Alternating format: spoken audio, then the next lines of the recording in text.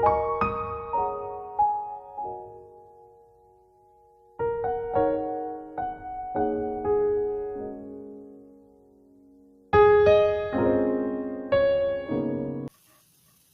Friends, आप देख रहे हैं यूट्यूब चैनल वॉइस ऑफ ज्ञानी और मैं सफदर खान ज्ञानी।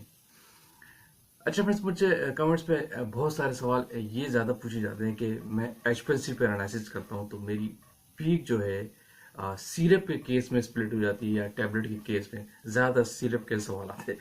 तो देखिए, जो पीक आपकी स्प्लिट होती है, स्प्लिट होना क्या है कि टॉप से आपकी पीक दो पार्ट्स में पीक पॉइंट से स्प्लिट हो जाती है। इसके पीछे बहुत सारे कॉजेज होते हैं, बहुत सारे रीजंस हैं। तो आज इस वीडियो में आपको मैं वही रीजन बताता हूँ, साथ में उसका आपको सोल्यूशन बताता हूँ कि कैसे आप इस चीज़ को रिमूव कर सकते हैं कि आपकी पीक सिमेट्रिकल हो जाए, शार्प पीक हो जाए, आपकी पीक स्प्लिटिंग का प्रॉब्लम सोल्व हो जाए। तो वीडियो एंड तक देखिएगा ताकि आपको एक कंसेप्ट मिल जाए। जो स्प्लिटिंग पीक है, स्प्लिट पीक है, इसके पीछे जो पहला रीजन होता है वो होता है कंटामिनेशन का। कंटामिनेशन आपके ग्लास फेस और दूसरा कॉलम के एंड से जाती है, जो आपके कॉलम में पर्टिकुलेट्स की फॉर्म में स्टिक होती है। जब आपके कॉलम में कंटामिनेशन होगी तो उस केस में चांसेस बढ़ जाते हैं कि आपकी पीक स्प्लिट हो। ठीक है, कॉलम कंटामिनेशन इसीलिए रिकमेंडेशन होती है कि आप नॉर्मली गॉड कॉलम यूज किया करें सिरप के केस में, या कुछ प्रोडक्ट ऐसी होती हैं जहाँ पे रिकमेंडेड होता है कि आप गॉड कॉलम यूज किया करें। वो आपको कॉलम की जो पर्टिकुलेट्स होते हैं कंटेमिनेशन, यानी सोल्युबल इम्प्योरिटीज और इनसोल्युबल इम्प्योरिटीज, उनको प्रोटेक्ट करता है। नॉर्मली ये आपके पास जारी होती है सॉल्वेंट्स के थ्रू। जो आप सॉल्वेंट यूज करते हैं, प्रिपरेशन यूज करते हैं, वहां से कंटेमिनेशन आपके कॉलम में जाती है। और सेकेंड, कर रहे हैं जब आपकी कॉलम की प्रॉपर वॉशिंग भी नहीं होगी तो ये प्रॉब्लम आपको फेस करना पड़ जाता है। ठीक है, इसीलिए पहला रीजन है कॉलम कंटेमिनेशन। इसके बाद दूसरी चीज आती है, वो है कंसंट्रेशन। आपका जो सैंपल प्रिपरेशन है, अगर वो हाई कंसंट्रेशन का है तो 100% चांसेस बढ़ जाते हैं कि आपकी पीक स्प्लिट होगी। तो इसीलिए जब भी आपने सैंपल को कंसिडर करना है तो उसकी कंसंट्रेशन ऐसे सेट करनी है कि वो एक तो डिटेक्टेबल लिमिट में है और उसकी कंसंट्रेशन लो हो। हाई कंसंट्रेशन के सैंपल्स जब भी एचपीएलसी एनालिसिस में आप लेके जाएंगे तो इस तरह के प्रॉब्लम आपको फेस करने पड़ जाएंगे। आपके पीक स्प्रेडिंग वाला चांसेस बढ़ेगा। हाई कंसंट्रेशन और बहुत सारे फैक्टर्स होते हैं, या तो आप उसको कम करें, माइक्रोलीटर कम करें, या अपनी कंसंट्रेशन को लो करें। जब आप हाई कंसंट्रेशन यूज करते हैं तो चांसेस होते हैं कि आपकी पीक स्प्लिट हो जाए। ठीक है, इसके बाद तीसरी एक और चीज आती है, वो सैंपल प्रिपरेशन से।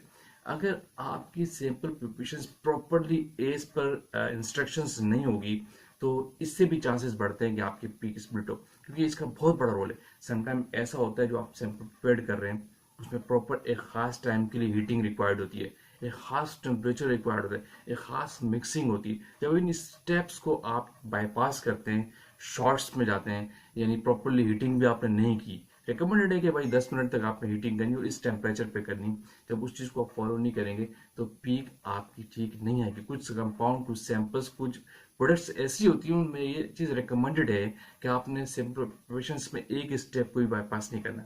तो प्रिपरेशन वाला जो स्टेप है उससे आपके पीक स्प्लिटिंग के चांसेस बढ़ते हैं अगर आपने इम्प्रॉपर सैंपल प्रिपरेशन किए। ये बात याद भी आती है। ठीक है, इसके बाद एक और चीज़ होती है मोबाइल फेज।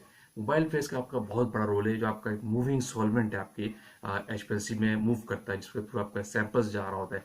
तो उसकी जो पीएच है मोबाइल फेस की, वो बहुत बड़ा रोल अदा करती है।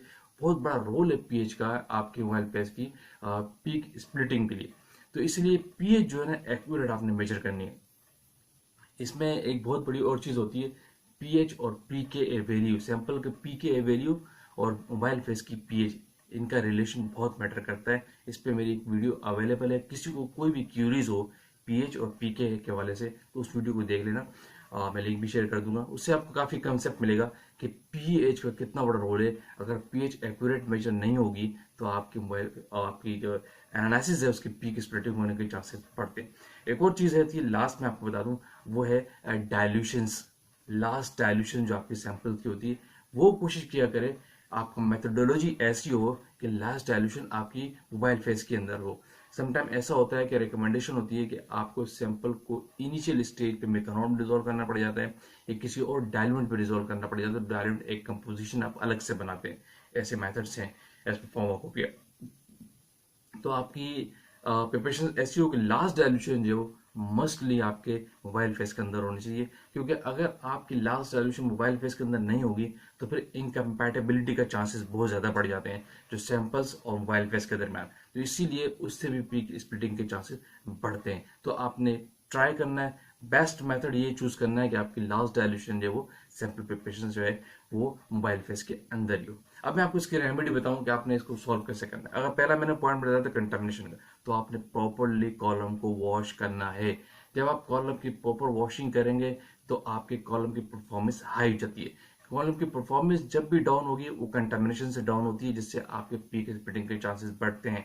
अगर बफर यूज किया है तो प्रॉपरली 1 घंटे से वाटर से वॉश करें। उसके बाद पे स्ट्रेटेजी आपकी मेथनॉल की होनी चाहिए, एसीटोनाइट्राइल की होनी चाहिए। इस हवाले से भी किसी को क्यूरीज है कि how to wash the column, तो आप मेरे चैनल पे बहुत सारी वीडियोज है वो आप चेक कर सकते हैं। दूसरी कंसंट्रेशन, मैंने कहा था कि हाई कंसंट्रेशन है तो डेफिनेटली आप उसको सोल्यूशन में कंसंट्रेशन को अपनी कम करें या माइक्रोलीटर कम करें, आपके पीक स्प्लिटिंग के चांसेस कम हो जाएंगे। तीसरा था, मैंने कहा था sample preparation, very carefully sample prepare किया करें ताकि आपकी पीक स्प्लिट न हो, क्योंकि जो स्टेप्स हैं उनको मैंने पहले ही बता दिया, अगर उनसे बाईपास करेंगे तो सैंपल प्रिपेयर आपका ठीक तरीके से नहीं होगा, क्योंकि पीक मोस्टली ज्यादातर जो होती सैंपल के केस में स्प्लिट होती, स्टैंडर्ड के केस में कम होती। तो आपने सैंपल प्रिपरेशन वेरी एक्यूरेटली करनी, एज पर इंस्ट्रक्शंस, एक पर मेथड करना है, एज पर एसओपी करना है। दूसरा था कि नंबर 3 पॉइंट था कि मोबाइल फेस की पीएच हमेशा याद रखें, अगर 7.0 मोबाइल फेस की पीएच दिए तो उसकी प्लस माइनस के खास एक पॉइंट्स पर वेरिएशन एक्सेप्टेबल होता है, उससे ज़्यादा आपने नहीं करना होता। ऐसा कभी भी अगर आपने कर दिया कि आपको रिकमेंडेड है कि मोबाइल फेस की पीएच 7 रिक्वायर्ड है, आप उस 7.5 पे ले जाएंगे, 7.4 पे ले जाएंगे, तो भी आपके चांसेस है कि आपकी पीक खराब हो जाएगी, आपकी पीक का रिटेंशन टाइम भी आउट हो जाएगा। तो पीएच का बहुत बड़ा रोल है। तो जब भी रेमेडी ये है कि आपने पीएच बिल्कुल एक्यूरेटली मेजर करनी मोबाइल फेस की खासकर। चौथा पॉइंट था कि 5वां पॉइंट के लास्ट डायल्यूशन जो आपकी सैंपल कंसंट्रेशन जो वो मोबाइल फेस के अंदर होनी चाहिए। तो हमेशा ऐसी मेथडोलॉजी अप्लाई करें कि आपकी लास्ट डायल्यूशन मोबाइल फेस के अंदर हो। तो फ्रेंड्स ये पॉइंट्स है, जब भी आपकी पीक स्प्लिटिंग हो उस पर कंसिडरेशन लाएं। पीक स्प्लिटिंग के पीछे इन चीजों के चांसेस होते हैं तो आपकी पीक स्प्लिट करती है, आप इन चीजों को बाईपास करते हैं। अच्छा, इसमें एक चीज ये कि मेथड तो हमारा सेट है, तो मेथड तो ठीक है, डेफिनेटली सेट है, लेकिन आपने पीएच में गड़बड़ की है तो डेफिनेटली प्रॉब्लम है। सैंपल का प्रोसीजर तो सेट है, तो फिर पीक स्प्लिट क्यों, कि रोज एनालिसिस हो रही है, तो आप सैंपल्स में इम्प्रॉपर प्रिपरेशन करते हैं जब भी आपकी पीक चांसेस बढ़ते हैं। कंटेमिनेशन वो तो डेफिनेटली रूटीन का पार्ट है, प्रॉपरली कॉलम की वॉशिंग नहीं करेंगे, कॉलम में कंटेमिनेशन जाएंगी, पर्टिकुलर्स जाएंगे और उसकी उसकी लाइफ और उसकी परफॉर्मेंस डाउन होगी। जैसे कॉलम की परफॉर्मेंस डाउन होती है आपकी पीक कभी भी ठीक नहीं आती। तो फ्रेंड्स इन चीज़ों को अपने हमेशा नोटिस में रखें, जब भी एक्सप्रेसिव एनालिसिस कर रहे हैं, पीक स्प्लिटिंग का प्रॉब्लम आए तो इन चीज़ को ख्याल किया करें। वीडियो का पैन करते हैं, आपकी वीडियो आपने लाइक किए तो शेयर कीजिए, कमेंट्स कीजिए। अगेन कहूँगा जो लोग चैनल पर न्यू हैं वो तो लाजमी सब्सक्राइब कीजिए ताकि ऐसी टेक्निकल वीडियोस आप तक पहुँचती रहे। थैंक यू फॉर वॉचिंग, अल्लाह हाफिज़।